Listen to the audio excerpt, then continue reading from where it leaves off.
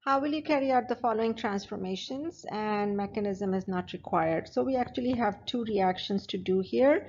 So both should be short, otherwise I wouldn't put two of them in one slide. But in any case, let's look at the first one, what's going on. So in the first one, we have a cyclohexane. The ring is still there, the ring is still there. We still have the two methyl groups, that's all good. So the only thing that is missing is chlorine, but that's not it, okay? Because usually when you eliminate chlorine or any kind of a leaving group, then you actually lose HCl or HX. So which means it's a 1-2 elimination. So which means that you actually lose two atoms in there. So if you lose two atoms, it means that you actually form an alkene, and we are not seeing an alkene here. Okay, so which means that it's not a one-step reaction, it's actually a two-step reaction. Okay, so it means that we need to do elimination, and then we need to put in back the hydrogen, okay, because everything is saturated over here. So then we need to do hydrogenation. So elimination first, and to do elimination you can use any kind of a good strong base in order to get elimination. And it doesn't really matter here what kind of an alkene you get, whether you get Hofmann or Zaitsev, because ultimately you're going to hydrogenate everything. Okay, so it doesn't matter. And so because this is a tertiary halide, then you might as well just go ahead and use a nice strong base. A small one is enough. That will give you a Zaitsev's alkene, which means that you will have something like this. Okay, and at that point, by the way, you lose stereochemistry also. Okay, so no worries about making wedges or anything, because as soon as you have a double bond, no more stereochemistry there. So once you have an alkene, now what you have to do is you have to do hydrogenation in order to get saturation.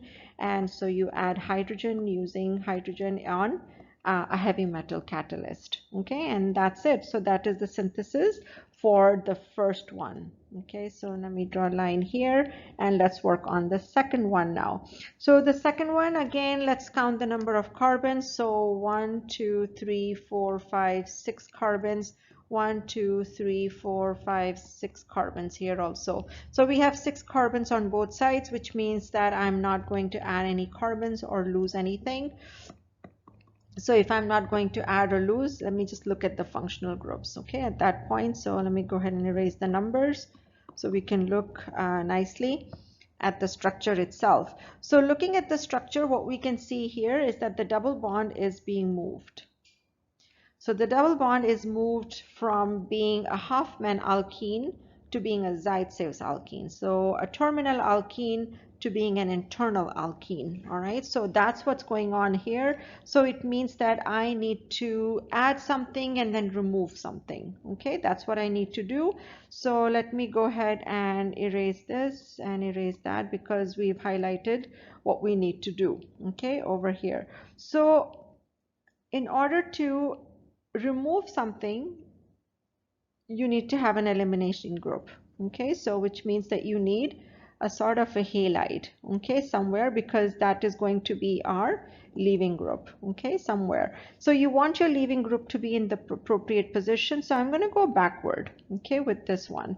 So for something like this,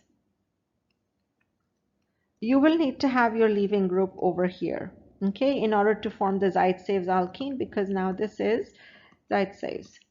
So you need to have your leaving group here. Now I need to figure out a reagent I can use in order to form the alkyl halide where I need it to be, and that's very good because this is an easy process.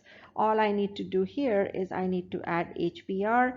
Addition of HBr is a Markovnikov addition.